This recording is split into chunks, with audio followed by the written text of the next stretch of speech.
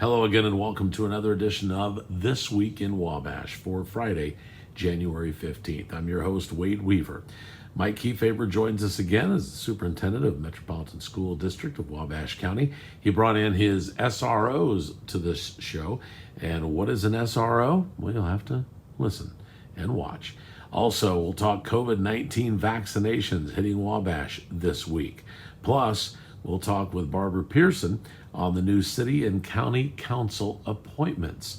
Yes, she is the Republican chairperson for Wabash County. We'll find out who the new city councilman is and who the new Wabash County Council is. Sit back, enjoy another This Week in Wabash.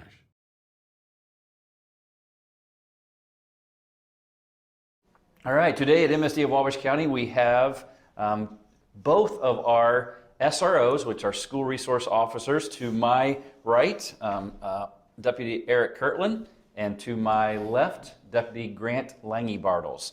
So we're going to have a great time talking with them today. On the first segment of meeting with our SROs, we're going to talk with Eric Kirtland. And I will tell you, Eric, this has been a long process to get you here and also Deputy Lange-Bartles. So in the summer of 2018, we approached the county council and talked a little bit about what would it look like to have school resource officers in our school district. And they were very open to the conversation. So it's been a journey. We worked through the 2018-2019 school year to work on this. Also talked to Sheriff Baker, and everybody was very interested in doing this. So we are very, very fortunate to have you here. And so tell us a little bit about what duties are entailed in being an SRO. First and foremost is safety and security of the building, as well as the students inside and the faculty. Through that, we usually do what we've been working on recently is some threat assessment, going through the buildings and seeing how easy is it for someone to get in, bypass the office, and get to where the students are. Safety of the building as far as, is there cracked concrete, is the ceiling tiles falling down, stuff like that may injure someone that'd be happy to be walking through the hallway. Second, building relationships with the kids. Through that, like going to lunch with them, sitting down, eating lunch with them, just getting to know the kids and where they come from. Probably one of the most exciting things for me is getting to know their parents, because most of them I either went to school with or know them in some way or shape or form. And through that, through those relationships that we build with them, they might feel more comfortable coming to me with a problem as opposed to a teacher or an administrator. And so through that, we can help solve an issue that might be going on. So a lot of people probably don't know, but you did mention that you are a Northfield alum. Correct. And so Correct. That's really nice to know. And you, like you said, you know a lot of the parents and know the families and know the community, so that's really good also. So that's very interesting. So tell us a little bit, since we're talking about that, what is your path to get to this position as an SRO with the Wabash County Sheriff's Department, with MSD of Wabash County, as far as that collaboration? Yeah, I graduated from Northfield, as you said, in 2006. And after that, I graduated from Lincoln College of Technology down in Indianapolis. After that, I worked for my dad down at Kirtland Automotive. Did that for about 7.5 to 8 years before I started pursuing a career in law enforcement. I got hired on to the Wabash County Sheriff's Department in 2015 as a jail officer. I worked there for 3.5 years. Before I got hired on to the Sheriff's Department as a road officer to be used as an SRO at Northfield, Metro North, and Sharp Creek. Okay, very interesting. So there's a lot of misconceptions with SROs as far as, are you really just a security guard? And we know that's not true. Mm-hmm. And so just tell us a little bit more about that and why that is a misconception, because I definitely know it is. That wasn't our goal as far as having this program, but tell us a little bit more about that. Yeah, it comes back to the kids, building relationships with the kids. Security guards are more concerned with who's coming in and out of a building, where we do that plus a lot more. With me, I love hanging out with the kids, going into classrooms, and sometimes it's simple as just popping into a study hall, looking around at some of the kids, waving, and then walking back out. Other times, I've been asked to sit in on a class where they talk about 911 emergency calls and all the way up to talking about neglect and abuse in a child development class. That's just more of the ways we can build those relationships with the kids, and it gets you involved with the teachers as well, and just building a real good community where everyone feels safe. Okay. You might have already answered this question, but why do you think the SRO program and having you in the buildings on the north side at Northfield Junior Senior High School, at Sharp Creek Elementary, and at Metro North Elementary, what is the benefit and also the value to our students and our staff and our community? Once again, those relationships that you build, just seeing somebody outside of the school, I'm out of uniform, I might be in sweats and a sweatshirt and a mask, of course, but seeing those kids at Walmart or something and being like, hey, what's going on? They don't recognize me as much, but as soon as they hear my voice and they're like, oh, Deputy Curlin, how you doing? I'm like, I'm doing great. But just getting involved with them that way, and then getting involved with them outside of school in the community, is a way that we can benefit with the students. Now with the teachers, like I said, sitting in on the classes is just, it's just so much fun, because I was in those classes at one point or another way back in my past. But in ag class, when they're talking about the road mapping, in our county and how the roads are laid out, and then I can go in there and talk to them about 911. And when you call 911, you got to know where you're at. You're at 300 North and 300 East. We got to know where that's at. And the kids didn't really get that concept, but after talking with them, they're like, oh, I see how it's laid out. It's just watching them grow, and working alongside with the teachers to help that get accomplished. And I've seen that in action. We probably don't need to tell everybody about this, but I'm going to go ahead and just bring it up. So with COVID going on, a lot of people have done a lot of different things in our school district to help each other out when people are quarantined and not having enough staff members and different things like that. And we actually ended up together in a family and consumer science class, and you are a real good cook making omelets. Yes. And so was that something that you learned in school, something you learned outside of school, or how did that all work out? My dad taught me how to make some good eggs. So, eggs. Through that and just being able to work with the kids, and that,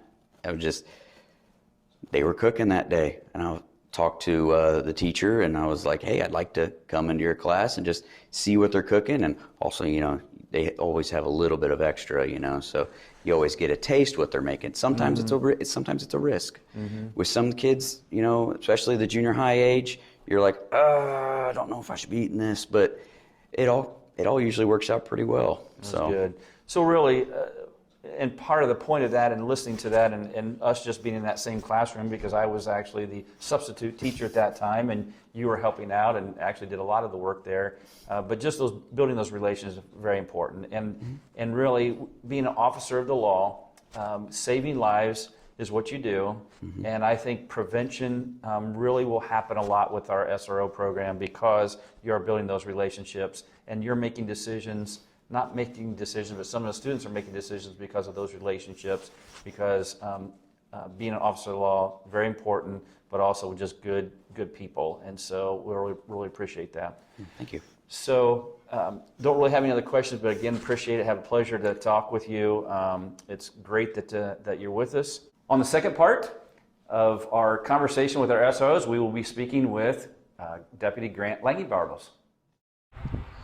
All right, outside the museum, we wanted to show you the location of the COVID-19 vaccination shots. You do not use the front entrance to the Wabash County Historical Museum. It's actually closed at this point. You come around to the east side of the Wabash County Museum. And the Porter Room is right along that wall you're seeing. And then you'll get to the door to get inside. So this is the door that you will enter on the east side of the museum, and you will see the signs that will let you know. Please read the signs and follow. That's for this first couple of weeks. All right, so when you walk in the door, you will be greeted as, again, you need to make an appointment before you come into this building. You will not just walk in off the street. Mayor Scott Long is here to give us a little more demonstration for us. Scott, tell them exactly what happens right here at this desk. Yeah, so at this desk, we will have registration. We can register 2 people at once. You've already registered online. They're going to check you in. Some folks didn't complete the registration process. I think today we have 8 individuals who signed up for an appointment but didn't complete the registration process and fill some stuff out. So they'll be able to complete that here. Okay. One other thing we need to point out, we are not going to allow people inside the building with, say, their elderly mother or father. Once they get to the door, we will assist them through this process. We're going to ask people that bring them to wait in their cars. Obviously, we want to reduce any risk of exposure to anybody. You will be required to wear a mask when you come in. We'll get you through the registration process. Then here we have a hand sanitizer station. So as soon as you register, we'll ask you to pump, clean your hands, and then you'll be directed to one of 2 vaccinators. Okay, so we have a vaccine station here. We have another vaccine station over here. We'll have two nurses administering the vaccines to the people. Once that's completed, the nurses log the time that the vaccine was given. You'll be given a kind of a name badge sticker that says exit time. That will be 15 minutes from when you receive the vaccine. So once you get that sticker, you will come over here to this table. This will be our observer. At that point, this person is going to register you and schedule you for your second dose. Okay, second doses for today. People that receive them will be given on February 12th, we believe. But we'll schedule that so you'll know when you're due to come back and what time to get your second dose. At that point, we have 6 seats available. You'll have to sit here for 15 minutes and be observed. If there are no adverse reactions, at that point you'll be able to leave. We do have medicines on hand if there is an allergic reaction that would require a shot of epinephrine. We do have that on hand. But that's basically it. Now, once you exit... Okay, so they'll come in the one door on the east side by the pool. Right. Okay. Then. And we're not going to prohibit people from exiting that door, especially the older people that may not be as mobile and be able to walk out the front of the museum and around back to the parking lot. Those that can, we're going to ask them to exit through the front of the museum. Okay. Pretty simple. It is. Very simple. Now, Of course, it's day one. We Yeah. hope we're not going to have any hiccups. Anything's possible. We are using technology and the internet, and you and I had some trouble as well. technical problems this morning Yeah. on our radio talk. So Speaking of that radio talk, we did talk about a waiting list. You mentioned a waiting list. Tell folks how, and again, it's not a guarantee, but there is a possibility. it's not a guarantee. We're creating a waiting list if we have no shows for appointments and those doses are available. We want to have a list of folks we can call. We want to limit that right now to first responders, 70 and 80-year-old folks that didn't get a scheduled appointment, because these scheduled appointments filled up like that. As soon as we open the dates, people are signing up and getting the appointments. So we'll have a calling list. We'll ask for your name and your cell phone number so we can get a hold of you, or your home number if you don't have a cell phone. We're going to start taking names to be put on that list at a city email address that's info@cityofwabash.com. I and my staff will monitor that. We're going to compile the list. Marilyn Custer Mitchell from Parkview, myself, and Maria Smith at City Hall will have access to that list. And again, just to be clear, these are not guaranteed appointments. These are just in Right. case you have 5 or 6 people one day just call in and say they're Right. not coming. Okay. And you would like for them to be first responders, maybe 70 and 80-year-old. 70 and 80-year-olds right now. I anticipate within a week we'll be dropping that down to 60-year-olds. But Okay. there are other people in the community. We're not going to turn anybody away. The goal is to get these vaccines in the arms. We want to do the most at risk. That's why we're doing 80 and 70-year-olds right now, because they seem to be affected by it more than the younger people. And if you look at the statistics on people who are passing away from coronavirus, COVID-19, they are in that age range, the 70 years old and up, within Wabash County. So someone says, I'm 65, I've got a lung disease, I'm in trouble. Can I get on that list right now? Yeah, we're not going to turn you away. Okay. That's the goal. And then, obviously at some point, we anticipate the Department of Health saying teachers, school staff, the support staff in the offices, the janitorial staff and things of that nature at schools.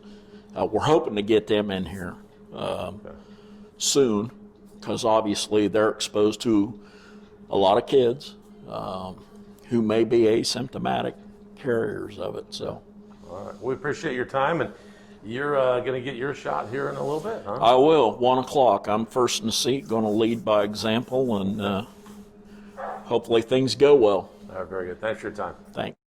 Well, on This Week in Wabash, we wanted to give you some news, and there was a lot of news in the Wabash County area when it comes to City Council and Wabash County Council, and wanted to bring in Barbara Pearson, who is the Wabash County Republican chairperson, also happens to be on the Wabash County Council, but we're putting this hat on for you, the Wabash County Republican chairperson, and just welcome. Thank you for coming on.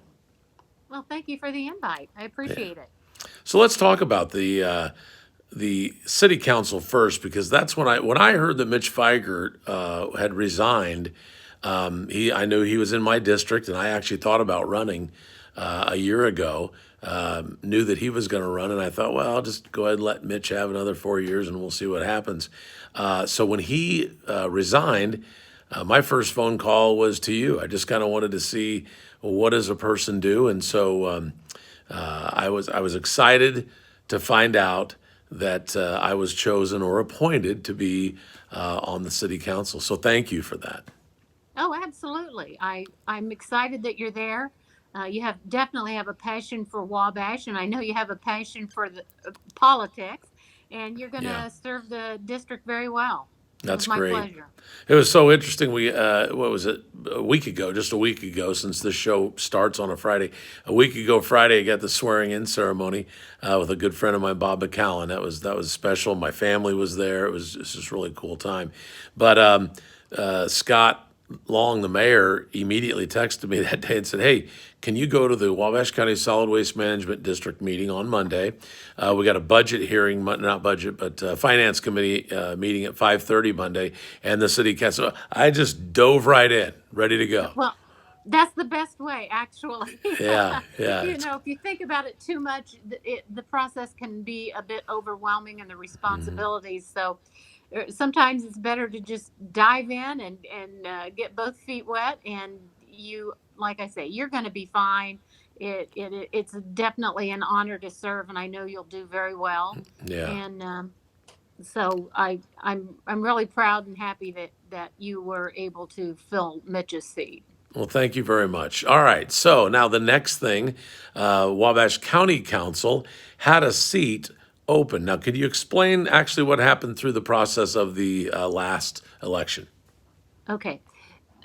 Matt Dillon knew that he was going to be moving out of his district. And what happens is in Wabash County, and it's not the same with the city council, but with the county council, we have four districts. The county's divided up into fours. And so we have four council members that run for district seats.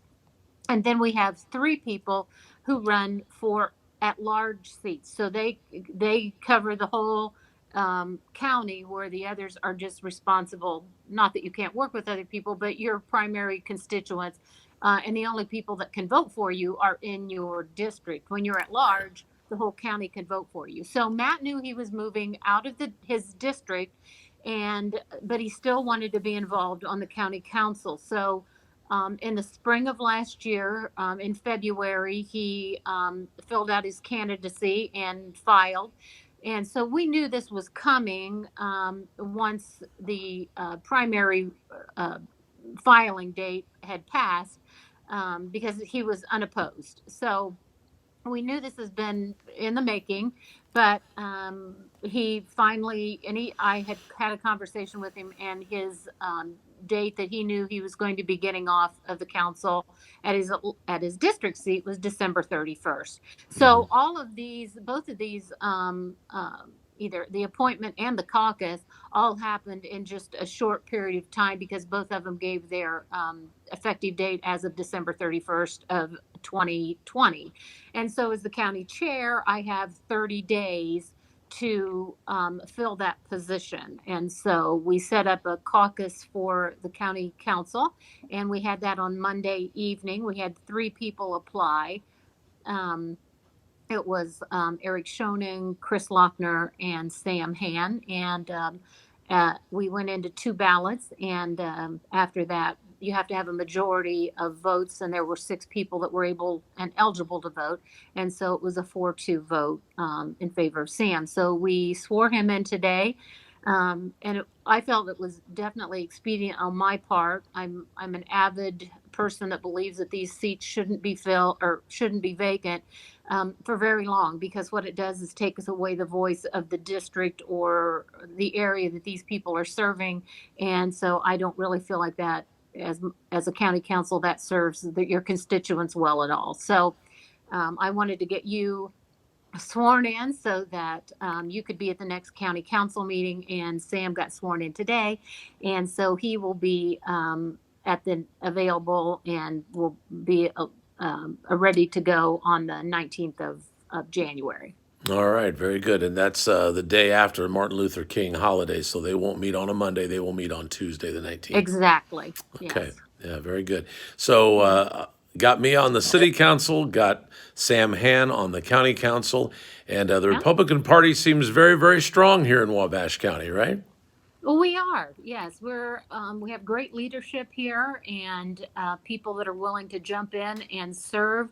It is a challenge always to reach out to people. Sometimes, you talk to people and they'll think about it and then decide they don't want to serve in any type of elected capacity. So it is always a challenge to find good people. But when I know that there's a vacancy and people call me, that's always something for me I look at, because they're the ones that are seeking me out, wanting to find the information out, what it all entails, and that type of thing. So it's always a fun process to find out who's interested and to go through these caucuses and fill those seats. That's our obligation as a party to do that. Since they were elected Republicans, then it's the party to fill those.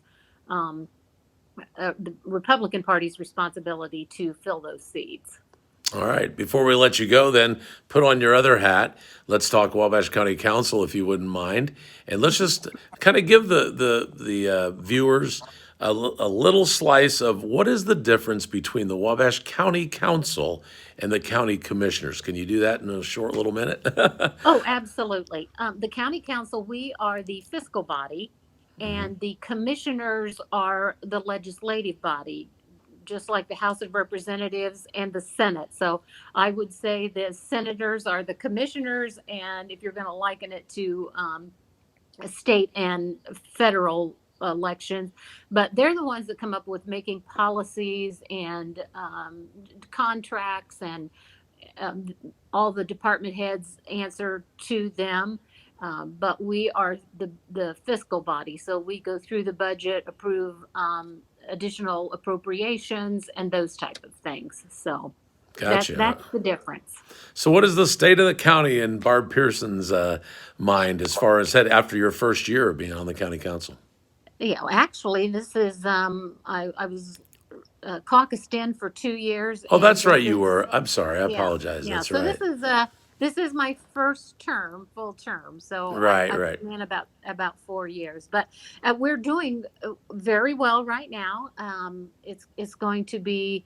I mean, we definitely had some challenges in the past, but we definitely Matt Mize, Kyle Bowman are accountants, and so they're great leaders to have on the county council. Of course, every person on there right now, I mean, they all add their own individual pluses to the council, but definitely those two. Of course, Kyle is the president, but we're doing very well. We had challenges in prior years, but we're getting fiscally responsible. We're getting money in the bank, and we're I think this budgetary hearings that we're going to be having this year are going to be a little bit challenging. We just don't know exactly what the COVID has done as far as income coming into the county, how that will affect our taxes and things that we get from the state. So we'll just have to wait that out and see what it gets to look like later in the fall, because we always have our budget hearings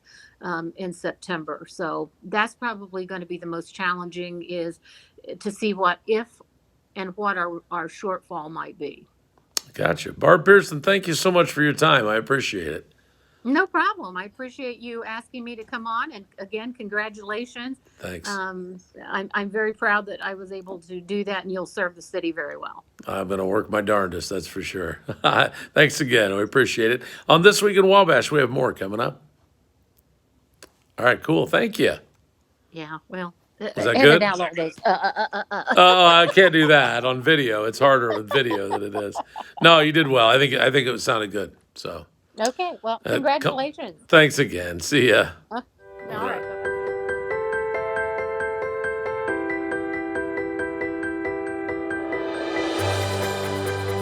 Dare to dream about it.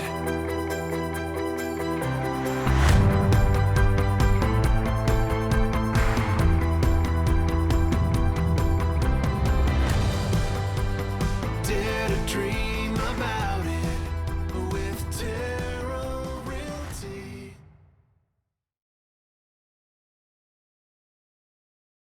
All right, in the second segment with our school resource officers at MSD of Wabash County, we have Deputy Grant Langebartles. Hello. How you doing? Good, good. So tell us a little bit about your duties as described in your job description with the SRO. Yeah, so as an SRO, we're obviously law enforcement officers, so we're there for the safety of the students, but we're also we're there to be a relationship for the students. Maybe a student that doesn't get along with teachers very well, but we're just there as another adult that they can connect with as a good relationship. Yeah. So tell us a little bit about yourself and your path to becoming an SRO. Yeah, so I actually have a teaching degree. I'm from Indianapolis originally. I grew up in Indianapolis. I graduated from Zionsville High School, and then I graduated from college at Indiana Wesleyan with a teaching degree in health and physical education. I spent a couple years, we were living in this area, my wife and I. She's from here. We really like the community. I did my student teaching at Southwood, and we really wanted to be kind of in this community, in this area, to raise our kids that we didn't have at the time, but we knew we were trying to have. Couldn't find a job through some friends. I ended up on the sheriff's department for Grant County. I spent a couple of years there, and then through my connections here in Wabash, I learned that they were opening up 2 positions for school resource officers. I thought this is a great way to use, both trainings. I've got law enforcement and I've got teaching, and so I applied. I got the job, and now I'm here at the South Schools. All right. And what a great way, though, you think about that. Wonder how many SROs in the state of Indiana or even in the country have that education degree and the law enforcement degree. Probably very, very few. But I'm sure that's helped you a lot in some situations and being able just to work with students. So that's great.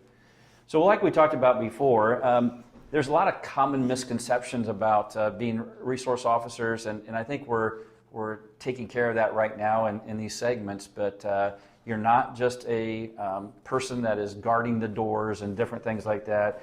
You're not a security guard. So tell us a little bit about that and what your really objectives are and your goals. Yeah, so as a school resource officer, in Indiana especially, but here at MSD, we're both trained through the National Association of School Resource Officers. And we're specially trained to deal with school issues. We have there's a little bit of psychology in there, a little bit of school law. And then they kind of teach this triad model of what our job description would be. And so we are law enforcement, we're sworn officers, so we have officer powers that maybe a security guard wouldn't have. We're there to help teach. So like Eric said in the first segment, we go into classrooms, we get help with bullying, reading books, anything. And then we're also informal counselors. Like that's the community, the relationships, the building relationships with students so that maybe down the road they will make a different decision than what they would make otherwise. Okay. And both of you have your full uniform on. What do you call that uniform again? This is our Class A uniform. Class A uniform. Yeah. Class A uniform. Look very sharp, both of you do. So tell us a little bit about, though, if there's 180 school days, and so that leaves the rest of the year. So what are you and Eric doing the rest of the year? Yep. So anytime we are not in school, we work on the road. We work as deputies. We do a lot of training. A lot of our training comes in the summer just because we don't want to miss days during the school year. So I think last year we each went to 2 weeks of training probably, specifically for school resource officers. And then we do other training with our department for law enforcement. But yeah, we work the road. We are out on the road. We see some of our students out on the road sometimes, and yeah. We won't talk about staff that you see on the road Yeah, either, yeah, so we see won't them talk too. about that at all. So, and that's not me if somebody was thinking that, but that could be somebody else.